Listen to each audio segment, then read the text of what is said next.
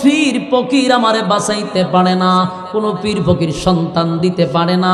এটা আমার আকীদা হলো, একমাত্র দেনেওয়ালা হলো আল্লাহ। যতক্ষণ না পর্যন্ত সেই আকীদা লালন না করবেন ততক্ষণ আপনি মুমিন না, আপনি আর খালিমা সমান। কথা হয় না? ওই খালিমা লইয়া তারা যেই জায়গায় যাইব, আপনিও বাবা লইয়া এই জায়গাতে যাইবেন। বাস্তব না বাস্তব? যারা বাবার দোহাই দিয়া চলে, যারা পীরের দোহাই দিয়া চলে, তাদের যেই গতি কালিমার গ্রুপের সেই গতি।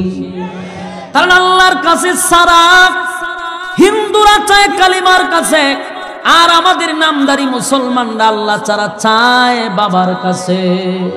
তো বেশ কম কো, এটা মূর্তির কাছে যায়, এটা মানুষের কাছে চায়। বেশ কম তো এতটুকু, এটা মরার কাছে চায় আর এটা জিন্দার কাছে চায়। তো দুনো গ্রুপ একরকম, কিন্তু মাঝখানদার লেবেল লাগাইছে হে মুসলমান। রমরমাট ব্যবসা চলতেছে, বাবার নাম দিয়া দিয়া গরু ছাগলের বিশাল ব্যবসা চলতেছে। আপনার কমিল্লা তো অনেকটি আছে, অভাব নাই। কতগুলা সাবাবাজ মাঝে মধ্যে ফেসবুকে পাওয়া যায়, খালি বাফের গুণকীর্তন গাইতে গাইতে ওয়া শেষ করে লাগে। এই বাফের এর নিজের বাফের গফি করতে করতে এর ওয়াজ শেষ। খালি আব্বাইডা আসিন আব্বাইডা আসিন, আরে আব্বা আব্বা করস কা, ওয়াজ কর, আব্বার কথা কইস না, তাই আব্বাইডা আসিন আব্বাইডা আসিন। রাসূলের মুজিজা বাফের উপরে না লাগাই দিছে। আপনার এই এলাকাতে আছে, এই বরিসঙ্গের আশেপাশে একটা ভণ্ড আছে, মারা গেছে, এর ফুলা বানাছে অনেকগুলা।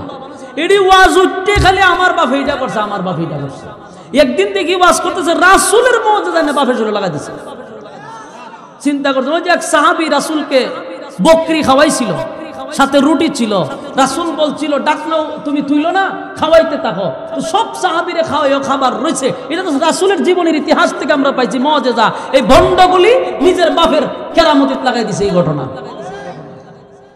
আর 10টা আছে, এটা সবটি এক ধরনের গাঞ্জাখোর।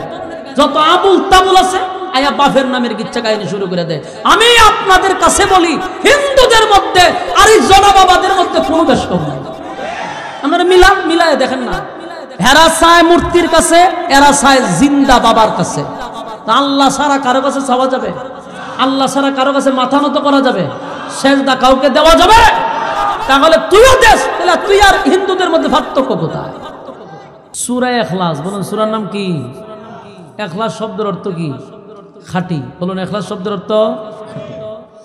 এই সূরা নাজিল হয়েছে মক্কাতে, মক্কাতুল মুকাররমা এই সূরাটা নাজিল হয়।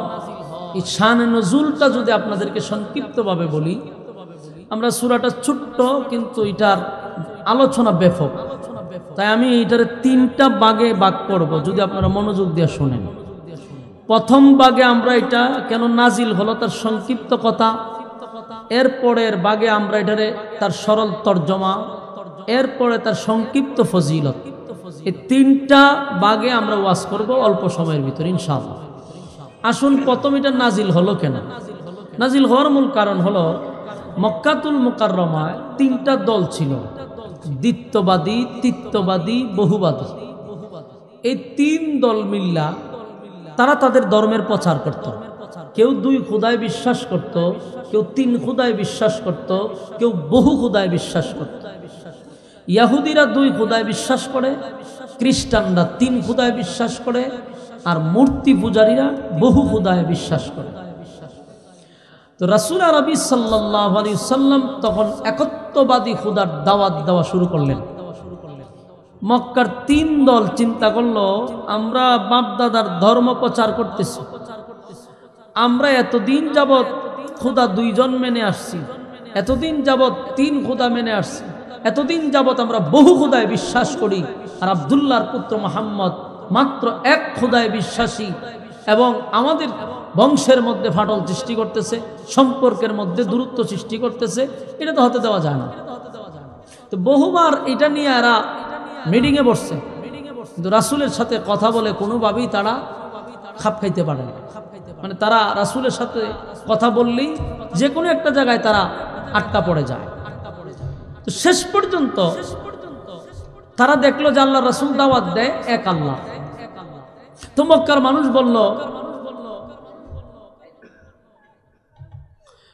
মানুষ বলল, যে আমরা তো আল্লাহকে আল্লাহ বলেই ডাকি, আমরাও আল্লাহকে আল্লাহ বলেই ডাকি। তো এখানে আপনি আল্লাহকে আল্লাহ বলেই দাওয়াত দিতেছেন, আপনারা আমাদের মধ্যে তো একটা ভালো একটা সুসম্পর্ক আছে। আপনি আল্লাহকে আল্লাহ বলেন, আমিও আল্লাহকে আল্লাহ বলি, তো মাঝখানে নতুন ধর্ম কেন? তাদের বক্তব্য হলো, আপনি যেই খুদারে খুদা বলে বিশ্বাস করেন, আমরাও সেই খুদাকে খুদা বলি বিশ্বাস করি, তাহলে মাঝখানে আবার নতুন ধর্ম কেন? আর আপনি যে আল্লাহ বলে আল্লাহকে ডাকেন, আপনার আল্লাহর পরিচয়টা কি? আপনার আল্লাহ করে কি? বিভিন্ন ধরনের কথা তারা বলা শুরু করছে। প্রথম প্রশ্নটা ছিল তাদের যে, আব্দুল্লাহর পুত্র মুহাম্মদ, আমরা তোমার কাছে জানতে চাই, তোমার আল্লাহ টোটাল কতজন আছে? তোমার আল্লাহ করেটা কি?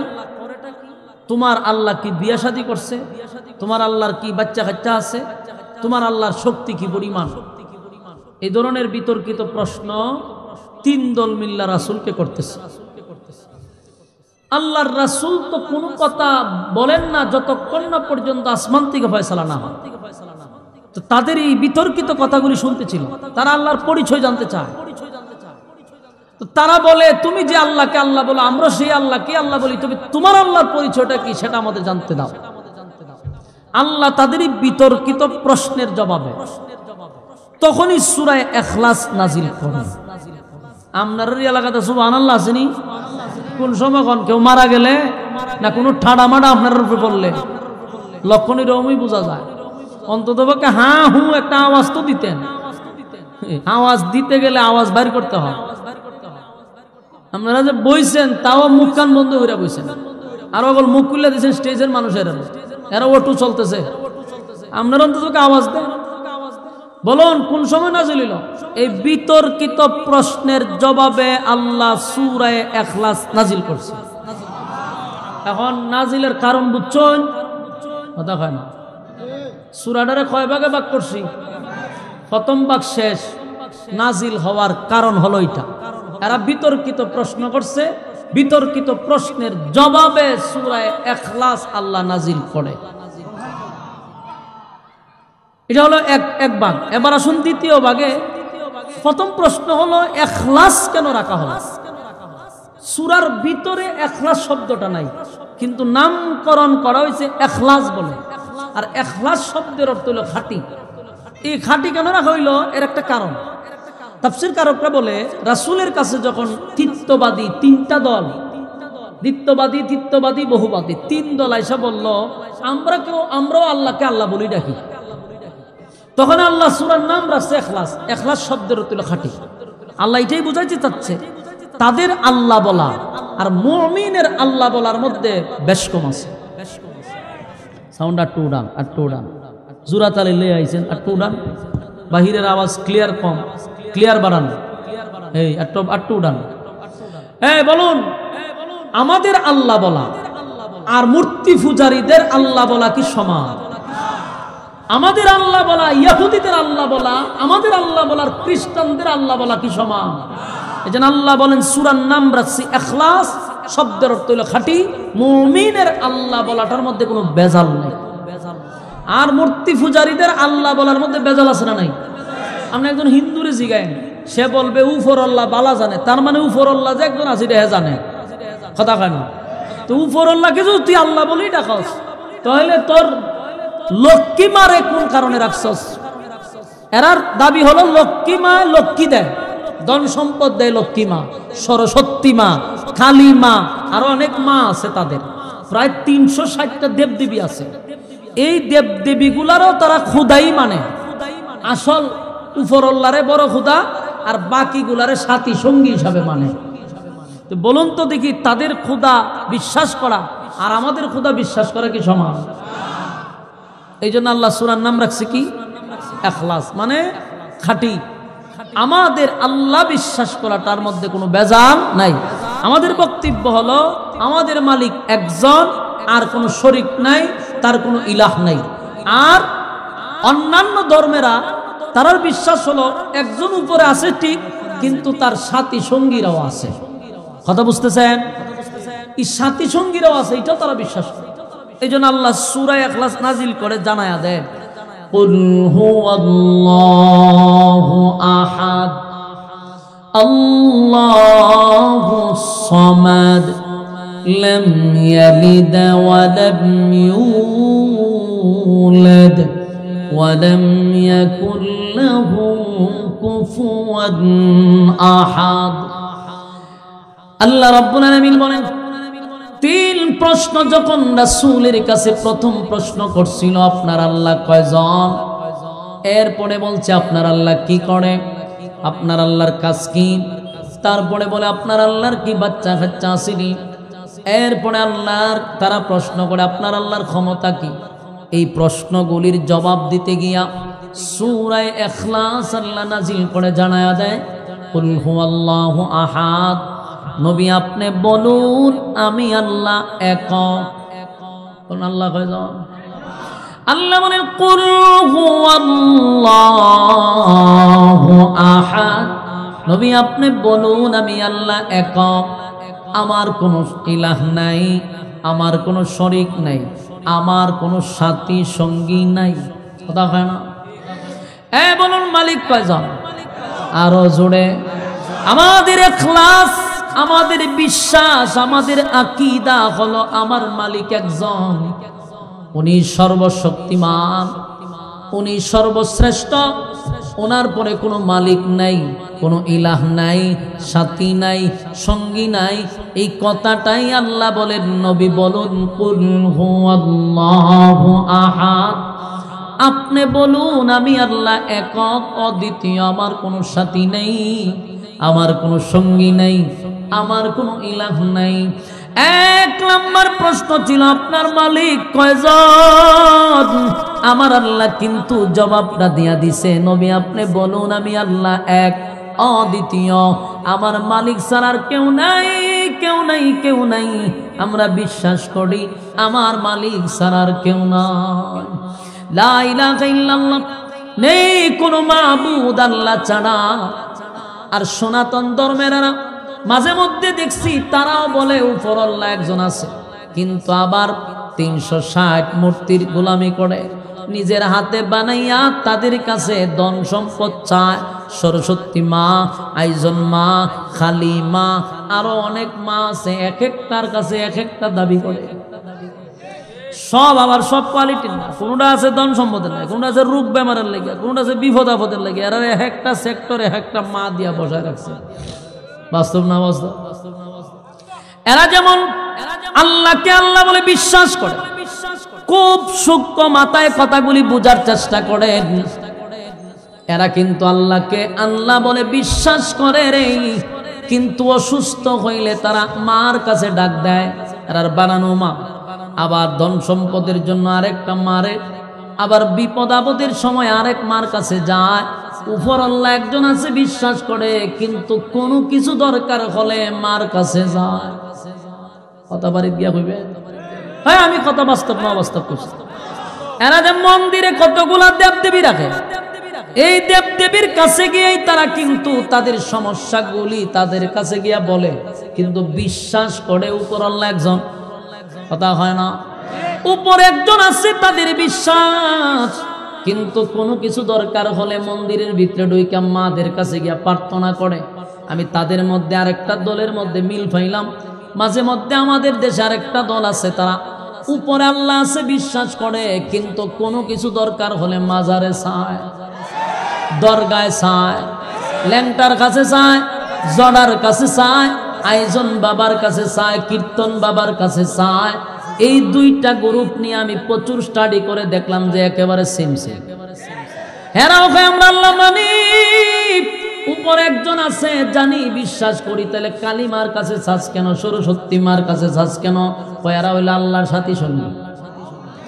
তাদের ইয়াকিনার বিশ্বাস, এই জন্য আমরা তাদেরকে কাফের বলি।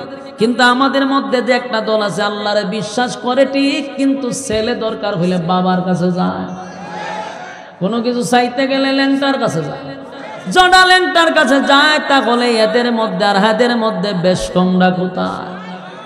আমি কোনো বেশ কম পাই না। এই জন্য আল্লাহ বলেন পয়গম্বর আপনি জানায়া দেন কুল হুয়াল্লাহু আহাদ, নবী আপনি বলুন আমি আল্লাহ একক। আল্লাহ ছাড়া কারো কাছে কি আর চাওয়া যাবে? আমরা আমাদের ঈমানটা হলো খাঁটি এই জন্য যে আমরা বিশ্বাস করি মালিক একজন, আর উনি দেনেওয়ালা। কোনো কিছু চাইতে হলে কার কাছেই চাব? সন্তান দেওয়ার মালিককে, ব্যবসায় বরকত দেওয়ার মালিককে, বিপদ থেকে বাঁচাইবার মালিককে। আল্লাহ ছাড়া বাঁচানেওয়ালা কেউ নাই গো। কোন পীর ফকির আমারে বাঁচাইতে পারে না, কোন পীর ফকির সন্তান দিতে পারে না। এটা আমার আকীদা হলো একমাত্র দেনেওয়ালা হলো আল্লাহ। যতক্ষণ না পর্যন্ত সেই আকীদা লালন না করবেন ততক্ষণ আপনি মুমিন না, আপনি আর খালিমা সমান। কথা হয় না? ওই খালিমা লইয়া তারা যেই জায়গায় যাইব আপনিও বাবা লইয়া এই জায়গাতে যাইবেন। বাস্তব না বাস্তব? যারা বাবার দোহাই দিয়া চলে, যারা পীরের দোহাই দিয়া চলে, তাদের যেই গতি কালিমার গ্রুপের সেই গতি। কারণ আল্লাহর কাছে সারা হিন্দুরা চায় কালিমার কাছে, আর আমাদের নামদারি মুসলমানরা আল্লাহ ছাড়া চায় বাবার কাছে। তো বেশ কম কো, এটা মূর্তির কাছে যায়, এটা মানুষের কাছে চায়। বেশ কম তো এতটুকু, এটা মরার কাছে চায় আর এটা জিন্দার কাছে চায়। তো দুনো গ্রুপ একরকম, কিন্তু মাঝখানদার লেবেল লাগাইছে হে মুসলমান। রমরমাট ব্যবসা চলতেছে, বাবার নাম দিয়া দিয়া গরু ছাগলের বিশাল ব্যবসা চলতেছে। আপনার কমিল্লা তো অনেকটি আছে, অভাব নাই। কতগুলা সাবাবাজ মাঝে মধ্যে ফেসবুকে পাওয়া যায়, খালি বাফের গুণকীর্তন গাইতে গাইতে ওয়াজ শেষ করে লাগে। বাফের এর নিজের বাফের গফি করতে করতে এর ওয়াজ শেষ। খালি আব্বাইটা আছেন, আব্বাইটা আছেন। আব্বা আব্বা করস কা, ওয়াজ কর, আব্বার কথা কইস না। আব্বাইটা আছেন, আব্বাইটা আছেন। রাসূলের মুজিজা বাফের উপরে না লাগাই দিছে। আপনার এই এলাকাতে আছে, এই বরিসঙ্গের আশেপাশে একটা ভণ্ড আছে, মারা গেছে, এর ফুলা বানাছে অনেকগুলা। এটি ওয়াজ উঠতে খালি আমার বাপ এইটা করছে, আমার বাপ এইটা করছে। একদিন দেখি ওয়াজ করতেছে, রাসূলের মুজিজা না বাপের জন্য লাগাই দিছে। চিন্তা করতে, ওই যে এক সাহাবী রাসূলকে বকরি খাওয়াইছিল, সাথে রুটি ছিল।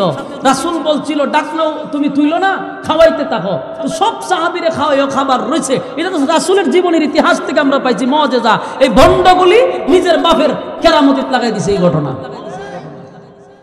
আর 10টা আছে, এটা সবটি এক ধরনের গাঞ্জাখোর। যত আবুল তাবুল আছে আয়া বাপের নামের কিচ্ছা কাহিনী শুরু করে দেয়।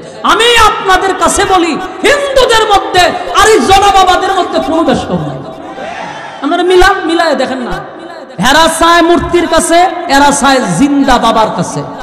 আল্লাহ ছাড়া কারো কাছে চাওয়া যাবে? আল্লাহ ছাড়া কারো কাছে মাথা নত করা যাবে? সেজদা কাউকে দেওয়া যাবে? তাহলে তুইও দেশ, তাহলে তুই আর হিন্দুদের মধ্যে পার্থক্য কোথায়? পার্থক্য একটা, এরা গুরু খায় না, তুই গুরু খাস। বাস্তব না বাস্তব? আল্লাহ বলেন কুল হুয়াল্লাহু আহাদ। নবী আপনি বলুন আমি আল্লাহ একক অদ্বিতীয়, আমার কোনো সাথী নাই, আমার কোনো সঙ্গী নাই, আমার কোনো ইলাহ নাই। এরপর আল্লাহ বলেন আল্লাহুস সামাদ। আমি অমুকাফিক, আমি কারো উপর নির্ভর করি না, আমি কারো উপর ডিপেন্ড করি না। কুল কায়নাত আল্লাহর উপরে নির্ভর করে, ঠিক নেই? এরপরে তারা প্রশ্ন করছে আপনার আল্লাহর ছেলে মেয়ে কয়জন? আপনার আল্লাহ বিয়া শাদী করছেন? আল্লাহ এটার জবাব দিছে, রে রব্বে কারীম বলেন লাম ইয়ালিদ ওয়া লাম ইউলাদ। রব্বে কারীম বলেন নবী আপনি জানায়া দেন, লাম ইয়ালিদ ওয়া লাম ইউলাদ, আমি আল্লাহ কারো কাছ থেকে জন্ম নেই নাই, আমি আল্লাহ কাউকে জন্ম দেই না। রাজত্ব পাইয়া চতুষ্পদ জানোয়ারকে হার মানাইছে, মানুষকে মানুষ মনে করে নাই। মানুষ হত্যা করা, মানুষ গুম করা, রক্ত দিয়া খেলা, তাদের ছিল এটা পান্তাবাদ। নির্মম ভাবে মানুষের উপরে নির্যাতন আর মানুষের উপরে নিপীড়ন চলছে স্টিম রোলারের মতো। আল্লাহ বলেন আমি যুগে যুগে ক্ষমতা দিছি রে, ক্ষমতা দিয়াও পরীক্ষা করছি, কিন্তু ক্ষমতার অপব্যবহার যারা করছে একটা সময় সীমা লঙ্ঘন করার কারণে জুতা দা ফিরাইয়া লামাইছি। ক্ষমতা যারা দেখাইছে শেষ পরিণতি কি বালা? কথা হয় না? পৃথিবীর ইতিহাস আমার দেখা, শেষ পরিণতি কার ভালো হয়েছে? শেষ পরিণতি একটু ভালো হয়েছে আমি মনে করি সারা পৃথিবীর মধ্যে আমরা আম্মাজানের। আম্মাজান দেখে গেছে উইরা গেছে উপর দিয়া, এই জন্য অবস্থা আমরা ভালোই আছি। যদি নিচে দেওয়া যাইতো তাহলে দেশের কোনো জুতা থাকতো না, তখন ঠিক নেই, ফসার ডিম আর থাকতো না, সবে দিন শেষ হয়ে যেত। কিন্তু আম্মাজানের দিনটা ভালো ছিল। আম্মাজান যে গেছে ভালো অবস্থায় গেছে, উপর দিয়া হাওয়া দেখতে দেখতে গেছে, একমাত্র ওনারই পরিণতিটা ভালো। তবে ওখানে আবার যে কুসলাইতেছে, যে আবার যে আংলাইতেছে গুতাইতেছে, এটার লক্ষণ বেশি ভালো না। ওই যে আল্লাহ যে জুতাটা রাখছি এটা দিয়া শেষে আবার একটা সমাধান দিয়ে দিবে। এখন যে ডাহাতে আবার শুরু করছে তার দালালগুলি, কতগুলা এই ছাত্রগুলাকে, কমলমতি শিশুদেরকে গতকালকে ঠিক ফেসিবাদের সময় যেইভাবে গুলি করত ওইভাবে গতকালকে গুলি করা হয়েছে। বাংলাদেশ দ্বিতীয়বারে স্বাধীন হওয়ার পরেও যেই পরিমাণ ঘটনা কালকে ঘটাইছে, প্রথম আলো পত্রিকার পক্ষে নিতে গিয়া, এটা অত্যন্ত ঘৃণিত এবং আমরা তার তীব্র নিন্দা জানাচ্ছি। এর ব্যবস্থা যদি না নেওয়া হয়, বাংলাদেশের জনগণ ওই 5ই আগস্টের কাহিনী আবার ঘটাবে। অপেক্ষা করেন, লক্ষণ ভালো দেখতেছি না। ভালো দেখবেন কেমনে? যেই দেশের বিরুদ্ধে আমরা কর্মসূচি নিয়েছিলাম সেই দেশের দালালগুলি রান্নাবাড়ি কেন বসাইছে, কতগুলা দালাল রাখছে, তো দেশ চলবো কেমনে? এদের মধ্যে অনেক দালাল ঢুকে গেছে। আল্লাহ তাআলা এই সমস্ত দালালদের থেকে হেফাজত করুক। আমিন। শক্ত হতে হবে, দুর্বল হওয়া যাবে না। আপনারা শক্ত হয়েছিলেন বলেই আমরা 16 বছরের নির্যাতন থেকে বাঁচতে পারছি। আবারও যদি মানুষ দাঁড়িয়ে যায় তাহলে পালাইবার সুযোগও পাবে না, ঠিক কিনা বলেন? আল্লাহ বলেন ক্ষমতা দেই আমি পরীক্ষা করি, কিন্তু ক্ষমতার অপব্যবহার যখন করা শুরু করে তার শেষ পরিণতি ভালো হয় না। নমরুদরে ক্ষমতা দিছিলাম, 1 নাম্বার নিজেরে খোদা দাবি করছে, 2 নাম্বার আল্লাহর সঙ্গে যুদ্ধ করতে চায়। আল্লাহ হয়তো কর যুদ্ধ। নমরুদ্দা 50 কিলোমিটার এরিয়া লইয়া বাহিনী লইয়া দাঁড়াইছে, আল্লাহ যুদ্ধ করছে। কিতাবে লেখছে 50 কিলোমিটার লক্ষাধিক সেনাবাহিনী অস্ত্র সহ লোহার পোশাক পরে দাঁড়াইছে আল্লাহর সাথে যুদ্ধ করতে। বলুন তো দেখি, তার সাথে যুদ্ধ করতে আমার আল্লাহর কে কামান বিমান লাগবে? ইব্রাহিম নবীরে বারবার কয়, ইব্রাহিম খলিলুল্লাহ রে, তোমার আল্লাহ কেন বাহিনী পাঠায় না? আমরা তো দাঁড়ায় আছি। ইব্রাহিম কয় কিছুক্ষণের ভিতরে আইতেছে। আল্লাহ কয়, পয়গম্বর বলে দেন আমি বাহিনী পাঠায়া দিছি। উপরের দিকে তাকায়া দেখে কালো ধোঁয়ার মতো সা করে নিচের দিকে নামতেছে। নমরুদ্দা ভাবছিল বাহিনী আসবে কামান বিমান লইয়া, আমরা তার মোকাবেলা করব। কিন্তু দেখা যায় উপর থেকে এমন ভাবে যাকে যাকে যাকে যাকে মশা নামতেছে। আল্লাহ কয়, দেখ তোর বাহিনীরে মারবার লাগে আমি কত বড় প্রাণী পাঠাইছি। কিতা পাঠাইছে? মশা। মশা। নমরুদ্দা তো তালি দেয় আর হাসে, কইছিলাম আমার সাথে লাগতে গেলে বুদ্ধি লাগবে, এরকম মশা দিয়ে তো তা ভাই মেরেলাম, হয়তো তা ভাই মেরেলাম। যেই মাত্র মশা ঢুকছে রে, এরা তো লোহার পোশাক বাপছে, তা ভাইয়া তু ভাইয়া মেরেলাম, মশায় কি করবো? কিন্তু এই মশা তো সেই মশা না, এই মশা এই লোহার হ্যামলেটের ভিতরে ঢুকছে, পোশাকের ভিতরে ঢুকছে। এটা কামড় একটা দেয় আমরা তাফাদা তো মেরা লাই, কিন্তু এই মশা কামড় দিয়া ভিতরে ঢুকে গুস্তরে এমনি ঘুরায়, মেশিনের মতো ঘুরায়। কিছুক্ষণের ভিতরে লক্ষ লক্ষ বাহিনীরে জালি জালি ঘুরে ফেলাই দিচ্ছে। তাফাইব কখন? একটারে তাফা দিলে 10টায় ছিদ্র ঘুরে ফেলাই দেয়। কিছুক্ষণের ভিতরে পুরো মাঠ শেষ, খালি মশায় মশা। অভিযান চালাইছে মশার বাড়িতে। মশা কয় মাত্র কয়েক সেকেন্ড সময় দেন, কয়েক সেকেন্ডে সব শেষ করে দিচ্ছে। নমরুদ্দারে এখনো ধরছে না। নমরুদ্দার আল্লাহ ধরাইছে না, না এরা ধরিস না, কারণ এত দেখতেই ঘটনা। হে যে এত বড় নেতা, নেতার ঘরের নেতায় যে আমার যুদ্ধ করালে ডাক দিছে, আমি তো তোরারে বাড়াইছি মশারে। মশায় যে সেকেন্ডের ভিতরে সব শেষ। তো এই অসংখ্য যাকে যাকে মশার মধ্যে একজন ছিল প্রতিবন্ধী মশা, যেটা রাত পাও নাই। এটার কিতা করি আপনারা? প্রতিবন্ধী করি না, ওই ল্যাংরা মশা। ল্যাংরা মশা, ল্যাংরা স্যাংরা ওই লিডিরে প্রতি ওই যে বাতাস হাতাতে দেয়, এই মশা ওই রকম, ওইটা রাত পাও নাই। এ মশায় নিচের থেকে আল্লাহ রে কয়, আল্লাহ তা আমার কোন খামে ফাটাইলে? আমার তো 2 ফাও নাই, কোন যে বইয়া এরপরে যে আমি ইনসুলিন ঢুকামো, আমার তো ফাউডিও নাই, তা আমার কেড়ে ফাটাইছে। আল্লাহ হয় তোরে বড় খাম খারাপ, চুপ করে বসে থাক। সবটিরে শেষ করার পর আল্লাহ কয়, রে প্রতিবন্ধী কই আছ? জি আসি। যা ওই যে বড়টারে ধর বম্পাস্টিক মার্কা নমরুদ ধারে হয় আল্লাহ আমার তুই ফাও নাই বলে ফাও লাগতো না, পাকাটা দিয়ে খালি এর নাকের কাছে গিয়ে দাঁড়ায় থাক, যখন এর নাক টান দিব নাকের টানের সাথে ভিতরে ঢুকবে, ঢুকাইয়া দিল মশায় নাকের ভিতরে দিয়ে গিয়ে মগজে বয়ে গেছে, মগজে বৈশা। এবার জিব্রাইলে ওই মশার কাছে ফোন দিছে, দোস্ত কি অবস্থা? কয় স্যার আমার তো জায়গা মতো আল্লাহ বসাই দিছে, তোমার চাকরি হইলো ওই জায়গা বইয়া কতক্ষণ পরে খালি ইনসুলিন ঢুকাইবা। হ্যাঁ মশাই তো বালা ঘাম পাইছি, কতক্ষণ পরে যেটা গুতা দে দিয়ে আবার ঠান্ডা তুলে, যেই গুতা দে নমরুদে তিনে সাইরা ফল দা উপরে উঠে। বুঝেননি মগজে কামড় দিলে কিরম লাগলো? তিনটা লাভ দিয়ে উপরে উঠে আর মাথার তাপায়, কিন্তু মশার কামড় তো আর ছাড়ে না, লাফাইতে লাফাইতে অস্থির। জিব্রাইল কয় ছাড়িস না, আমি কইলে ছাড়িস, যা কিছু দিয়ে আছে সব জিনিস দিয়া বাইরে এলো, কিন্তু ব্যথা ছাড়ে না, যেটা পায় এটা দিয়ে বাইরে। একটা পর্যায়ে জুতা দাম আছে বাড়ি, জিব্রাইল করে তাড়াতাড়ি সুই বাইর কর, সুই বাই করছে, ব্যথা ছাড়ছে। নমরুদ চিন্তা করলো সবকিছু দিয়া বাড়ি দিলাম, বেদনা গেল না, কিন্তু জুতা দা বাড়ি দিলাম, মাথার ব্যথা গেল না। এই জুতার মধ্যে কি ওষুধ আছে? জুতাটা লিয়ে বই রয়েছে। কতক্ষণ পরে আবার ওখান থেকে ফোন আইছে যে আবার কামড় দে। আবার যখন সুইটা ঢুকাইছে নমরুদ হাত জুতা আছে টাস করে বাড়ি মারছে, বাড়ি মারতে ছেড়ে দিছে। এরপরে জিব্রাইলে দায়িত্ব দিয়ে গেছে মশারে, তোমার চাকরিটা হইলো জুতা দা বাড়ি দিলে ছেড়ে দিবা, আর কতক্ষণ পরে পরে সুই ঢুকাইবা, জুতা দা বাড়ি দিলে ছেড়ে দিবা, না তোমার চাকরিটা। মশা বেচারার ভাও নাই, হ্যাঁ চিন্তা করছি কেন বইয়া থাকি, মাশাআল্লাহ জায়গা তো বালা খারাপ না।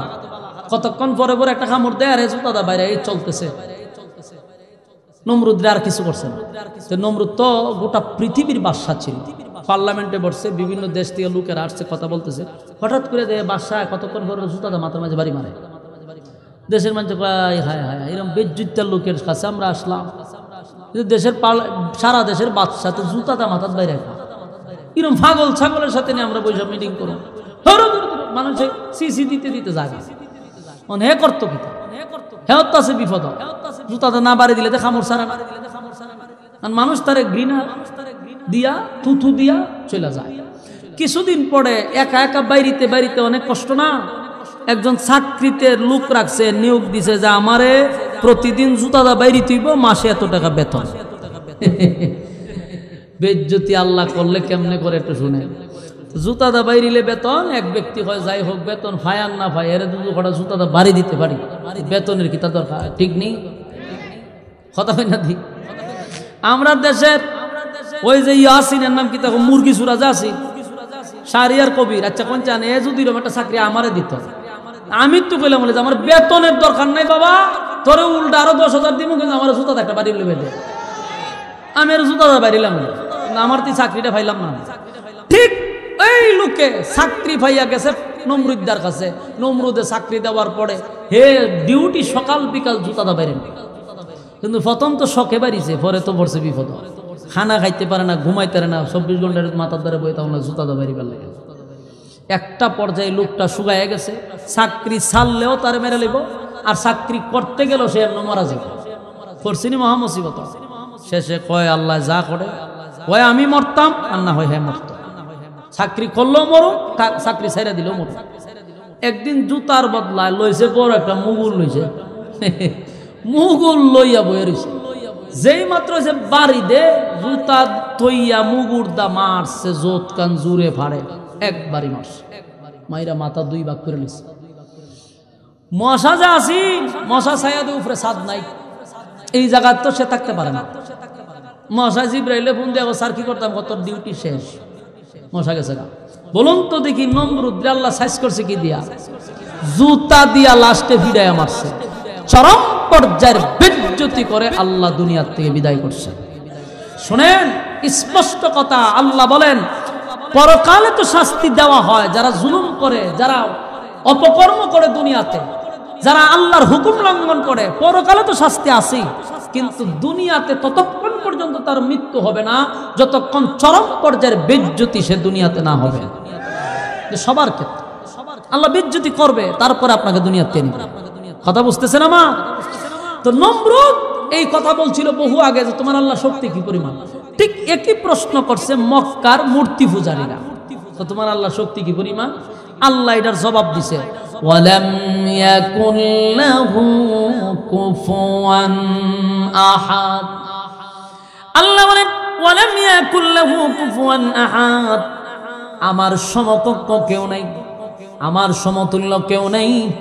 তাহলে তারা যেই প্রশ্নগুলো করছিল সূরা ইখলাস দিয়ে আল্লাহ সবগুলি প্রশ্নের জবাব কিন্তু একে একে সব দিয়া দিল।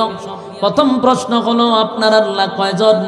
রব্বে কারীম বলেন কুল হুয়াল্লাহু আহাদ, নবী আপনি বলুন আমি আল্লাহ একক, আল্লাহুস সামাদ, আমি অমুকাফিকি, আল্লাহুস সামাদ লাম ইয়ালিদ ওয়া লাম ইউলাদ, আমি আল্লাহ কারো কাছ থেকে জন্ম নেই নাই, আমি আল্লাহ কাউকে জন্ম দেই নাই। ওয়া লাম ইয়াকুল লাহু কুফুয়ান আহাদ, রব্বে কারীম বলেন আমার সমতুল্য কেউ নাই।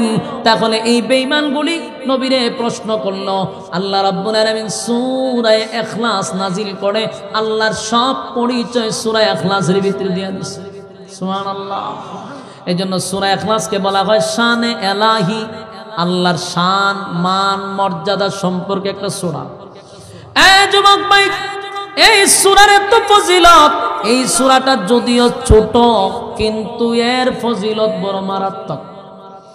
আমরা যদিও দেখছি সূরাটা খুব ছোট কিন্তু এর আলোচনা ব্যাপক, এবং এটার যে কি ফজিলত আমি আপনাদেরকে সংক্ষেপে বলি। কয়টা ভাগে ভাগ করছিলাম? প্রথম হইল নাজিলের কারণ, শুনছেন, সংক্ষেপে সংক্ষেপে বলছি কারণ অনেক সময় লাগে এই আলোচনা করতে, তো সংক্ষেপে বলছি কেন নাজিল হইল। এরপর আপনাদেরকে সরল তর্জমাটা শুনাইলাম। এখন আসুন এর ফজিলতটা কি জানা দরকার আছে নি? সূরার ফজিলতটা শুনুন। এই সূরাকে বলা হয় তাদিলু সূরাতুল ইখলাস সুলুসুল কোরআন। এই সূরাকে বলা হয় কোরআনের 3 ভাগের 1 ভাগ। আপনারা লাগা সুবহানাল্লাহ আছে নি? তিনি কন্যা সূরা ইখলাসকে কোরআনের কয় ভাগের 1 ভাগ? তার মানে বুঝছেন, একবার পড়লে 10 পারার সওয়াব, 2 বার পড়লে 20 পারার সওয়াব, 3 বার পড়লে 1 খতম। সুবহানাল্লাহ সুবহানাল্লাহ। তাহলে সূরাটা যদিও ছোট তার ফজিলত আকাশচুম্বী। সুবহানাল্লাহ। আল্লাহর নবী বলেন কোন বান্দা বান্দি যদি প্রতিদিন 3 বার সূরা ইখলাস পড়ে তার আমলনামার মধ্যে একটা খতমের সওয়াব আল্লাহ লিখে দিবে। যুবক ভাইরা, এই সূরা এত দামি, শুধু দামি এটা নয়, এই সূরাটা আমাদের জন্য একটা রহমত, আমাদের জন্য একটা রহমত। আমি মনে করি এই সূরাটা আল্লাহ আমাদেরকে মায়া করে মহব্বত করে নাজিল করছে।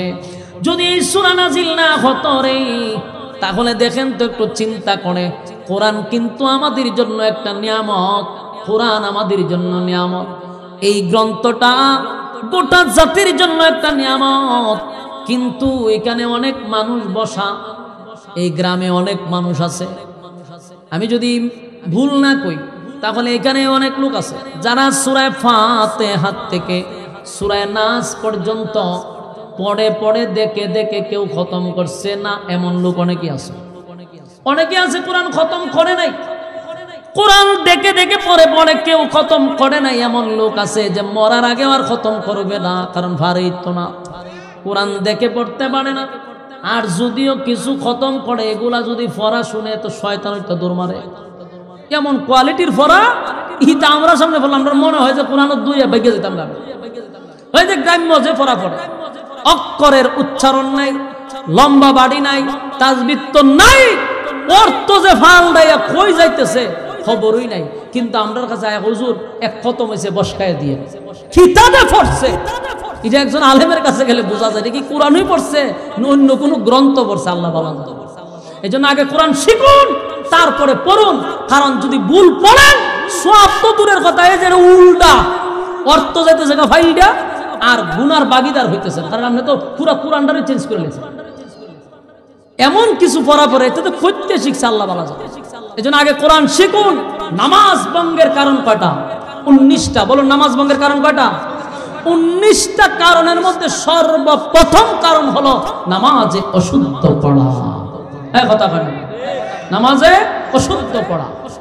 এই নামাজে অশুদ্ধ পড়াটা হলো একটু পরে চাচা একটু পরে কথা বলি। নামাজে অশুদ্ধ পড়া হলো তার প্রথম কারণ। আমি যদি অনেককেই বলি সূরা ফাতিহা তো দূরের কথা, বিসমিল্লাহটা অশুদ্ধ করে পড়তে পারবে না, তাহলে আপনি প্রথম তো নামাজে খারাইছেন, এই ঘরে নামাজ শেষ। বাকি 18টা বাদ দেন না। নামাজ ভঙ্গের কারণ 19টার মধ্যে প্রথমটা শেষ। এই জন্য আপনাকে শুদ্ধ করে কোরআন শিখতে হবে, ঠিক কিনা বলেন? বেশি দরকার নাই তো ভাই, 60টা সূরা শিখেন, মরার আগে আর সূরা লাগবে না, 60টা সূরাই শিখেন, কিন্তু এই 60টা সূরাই যেন শুদ্ধ হয়, সহিভাবে হয়। আপনার এতটুকু মেহনত যদি না করতে পারেন, চিরস্থায়ী জান্নাতে আশা কেমনে করেন? হ্যাঁ, চিরস্থায়ী জান্নাতে আশা করেন কেন? আল্লাহ বলেন, পয়গম্বর বলেন, কোন বান্দা বান্দি যদি 3 বার পড়ে, 3 বার একটা খতমের সওয়াব আমলনামায় দেওয়া হবে। এই সূরাটা যদি নাজিল না হতো, বহু মানুষ হাসরের মাঠে ওইটা দাঁড়াইলে পড়ে আমলনামা চেক করে দেখতো একটা কোরআনের খতমও নাই। কথা কোন ঠিক? হাসরের মাঠে সমস্ত আমলনামা দেখার পরে দেখবে, হায় রে, এই বান্দার আমলনামায় একটা কোরআনের খতম নাই। আমি আল্লাহ না তোদের জন্য কোরআন নিয়ামত স্বরূপ পাঠাইছিলাম, কেন রে বান্দা একটা খতম কি করতে পারলি না? আমি আল্লাহ এত বড় নিয়ামত দিলাম, কিন্তু আমার প্রতি আপনার প্রতি আল্লাহর কত মায়া, কত মহব্বত আর ভালোবাসা। সূরা ইখলাসকে ঘোষণা করে দিলাম, যদি কেউ 3 বার পড়ে সহি শুদ্ধভাবে, আল্লাহ বলেন আমি ওয়াদা দিলাম তার আমলনামায় আমি একটা খতমের সওয়াব দিয়া দিব। সুবহান। আমার যুবক ভাইরা, সূরা ইখলাস একবার পড়লে 10 পারা। আপনারা কি পড়তে রাজি? তাহলে আমার সঙ্গে পড়ুন, কুল হুয়াল্লাহু আহাদ আল্লাহুস সামাদ লাম ইয়ালিদ ওয়া লাম ইউলাদ ওয়া লাম ইয়াকুল লাহু কুফুয়ান আহাদ। একবার পড়লে প্রত্যেকের আমলনামায় কিন্তু এই মুহূর্তে 10 পারার সওয়াব রেডি। সুবহানাল্লাহ। আরেকবার পড়ুন, কুল হুয়াল্লাহু আহাদ আল্লাহুস সামাদ লাম ইয়ালিদ ওয়া লাম ইউলাদ ওয়া লাম ইয়াকুল লাহু কুফুয়ান আহাদ। এই মুহূর্তে 20 পারার সওয়াব। আরেকবার পড়ি, কুল হুয়াল্লাহু আহাদ আল্লাহুস সামাদ লাম ইয়ালিদ ওয়া লাম ইউলাদ ওয়া লাম ইয়াকুল লাহু কুফুয়ান আহাদ। আমার যুবক ভাইরা, পর্দার আড়ালের মা বোনেরা, এই মুহূর্তে আমার সঙ্গে যারা পড়ছেন, আল্লাহর কসম, আল্লাহর কসম, আল্লাহর কসম, কাফারা দিতে হবে না। এই মুহূর্তে যারা পড়ছেন প্রত্যেকের আমলনামায় আমার আল্লাহ একটা খতমের সওয়াব লিখে দিয়েছে। চিৎকার দিয়ে এখন সুবহান। এই যুবক ভাইরা, একবার নিজের নিজে প্রশ্ন করেন, আজকের মাহফিলে আপনারা আয়েশা যারা আমার সামনে বসছেন, এই মুহূর্তে এতগুলা মানুষের আমলনামায় একটা খতমের সওয়াব। আমাদের দেশে বছরে সারা বছর মাহফিল করায়ও একটা শ্রোতার আমলনামায় এক খতম সওয়াব ঢুকায় বাড়িতে পাঠাইতে পারে না। কথা হয়নি? আবার পরে শুরু করে দেয় মাশাআল্লাহর জিকির, এরপরে কাক্কুর কাক্কুর কুতানি শুরু করে। আমাশা তো 12 মাই আমাশা, এটার কথা কোথায় আফারের রাস্তা টানে। এরপরে শুরু করে নাচানাচি, এরপরে শুরু করে গান, এরপরে শ্রোতারা নাচতে নাচতে বাড়ি যায়। আল্লাহর কসম, এগুলার দ্বারাই ওয়াজ মাহফিল কিয়ামত পর্যন্ত করাইলো 4 পয়সার কোনো ফায়দা হবে না। এই যে আপনারা বলছেন, আমি কসম করে বলছি কাফারা দিতে হবে না। প্রত্যেকের আমলনামায় যদি একটা খতম থাকে, এই মাহফিল যারা করাইছে তারাও সাকসেস, কারণ শ্রোতাদের আমলনামায় এক খতম করে সওয়াব। সুবহানাল্লাহ। কিয়ামত পর্যন্ত আপনি একটু চিন্তা করেন, 3 বার পড়লে যদি এক খতমের সওয়াব হয়, আপনি যদি দৈনিক একবারই পড়েন, মানে 3 বার যদি ডেলি পড়েন, তাহলে 365 দিনে 365টা খতম। কথা হয় না? তাহলে মরার আগ পর্যন্ত কত খতমের সওয়াব আপনার আমলনামায় হবে রে? একবারও কি চিন্তা করে দেখছেন, কিয়ামতের মাঠে যখন আল্লাহ আপনাকে দাঁড় করাবে, আপনার আমলনামায় দেখা যাবে শুধু খতম আর খতম আর খতম। তখন আপনাকে গজবের ফেরেশতারা ধরার জন্য আসলে কোরআনের খতমগুলি বলবে, আমরা কোরআন, তার সামনে তোমরাই শোনা, সে কিন্তু কোরআনের খতম করছে, আর আমরা কোরআন থাকতে তার উপরে গজব দিতে দিব না। এইভাবে আপনাকে টেকেও দেবে কোরআন। এই জন্য কোরআনের খতম দৈনিক যদি 3 বার পড়ি, তাহলে 365 দিনে 365টা খতম। 3 বার পড়তে কি আমার 5 মিনিট লাগছে, 1 মিনিটও লাগে না, ঠিক কিনা বলেন? আমার যুবক ভাইরা, আল্লাহর নবী বলেন কেউ যদি 10 বার পড়ে সূরা ইখলাস যদি প্রতিদিন 10 বার কেউ পড়ে, আল্লাহর নবী বলেন জান্নাতের ভিতরে তার জন্য একটা বালাখানা রেডি করা হয়। সুবহানাল্লাহ। জান্নাতের ভিতরে তার জন্য বালাখানা তৈরি করা হয়। তাই আমরা যদি প্রতিদিন 10 বার পড়ি, অনর্থক কথা না বলে, বেহুদা কথা না বলে, অপ্রয়োজনীয় কথা না বলে, রাস্তাঘাটে আড্ডা না মেরে, বাজারে সময় না দিয়ে, যখনই সময় পাই তখনই যদি আমরা সূরা ইখলাস পড়ি রে, আল্লাহ বলেন ওই বান্দার শুধু দুনিয়াতে নয় পরকালে, দুনিয়াতে উভয় জাহানে আমি তার সম্মান আর মর্যাদা বাড়ায়া দিব। সূরা ইখলাস যদি কেউ প্রতিদিন পড়তেই থাকে, আল্লাহর নবী বলেন তার সম্মান আর মর্যাদা আমি আল্লাহ বাড়ায়া দেই, সম্মান বেড়ে যাবে। আল্লাহর নবী একজন সাহাবী, আল্লাহর পয়গম্বর যুদ্ধের ময়দানে গেছে। ভালো করে শুনেন, সূরা ইখলাস পড়ার কারণে সম্মান কি পরিমাণ বাড়ে। নবীজি গেছে যুদ্ধের ময়দানে যুদ্ধ করার জন্য, রাসূল নিজেই যুদ্ধের ময়দানের সেনাপতি। হঠাৎ করে জিবরাইল বলে, হুজুর আপনার একজন মহব্বতের সাহাবী দুনিয়ার থেকে বিদায় হয়ে গেছে। আগামী জানাজার নামাজ আপনি নবীকে পড়াইতে হবে গো। আল্লাহর নবী কয় কোথায় মারা গেছে? মদিনায়। নবী কয় আমি কই, আমার সাহাবী কই, মাঝখানে দূরত্ব হলো 100 কিলোমিটার। কেমনে রে আমি তার জানাজাটা পড়াবো? এটা কি কোনোভাবেই সম্ভব হবে? যুবক ভাইরা, কোথায় 100 কিলোমিটার যেতে তো কমপক্ষে 1 দিন 2 দিন লাগবে। তখন তো আমাদের মতো গাড়ি ছিল না। আল্লাহর নবী বলেন জিবরাইল রে কেমনে রে আমি এখন তার জানাজা পড়াবো? জিবরাইল কয় হুজুর আল্লাহর আদেশ হইল আপনি জানাজা পড়াবেন, তাই আপনাকে অর্ডার দেওয়া হয়েছে জানাজা পড়ানোর জন্য। আল্লাহর নবী বলেন আমি কই, আমার সাহাবী কই, কেমনে রে আমি তার জানাজাটা পড়াবো? এবার জিবরাইল কয় হুজুর আপনি রেডি হন, আপনি প্রস্তুতি নেন, আপনার মুআবিয়া ইবনে মুআবিয়া আপনার সামনে হাজির করা হবে।